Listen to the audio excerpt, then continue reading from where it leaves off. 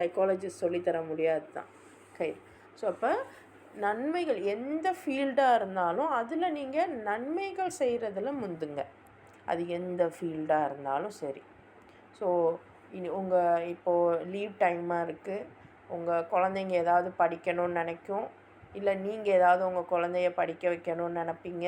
2ல் எதுனாலும் ஒரு கிளாஷஸ் நடக்கும். அப்போ நமக்கு பிடிச்சது தான் குழந்தைங்க படிக்கணும்னு எந்த அவசியமும் இல்லை. அவங்களுக்கு பிடிச்சத அவங்க படிக்கட்டும். எது படித்தாலும் அதை வைத்து என்ன நன்மை பண்ண முடியுமோ அதை பண்ணுற மாதிரி அந்த குழந்தை ரெடியாச்சுன்னா நிச்சயமாக அல்லாஹ்வுடைய கிருபை கொண்டு இம்மையிலையும் மறுமையிலையும் வெற்றியாளராக இருக்கும். அது வெற்றியாளராக இருந்துச்சுன்னா நிச்சயமாக அதனுடைய பங்கு அதனுடைய பெற்றோரான உங்களுக்கும் வரும். இன்றைக்கி நம்ம நினைக்கிற மாதிரி ஊர் உலகத்தில் சொல்கிற மாதிரி குழந்தைங்கள இவங்க சொல்லுவாங்க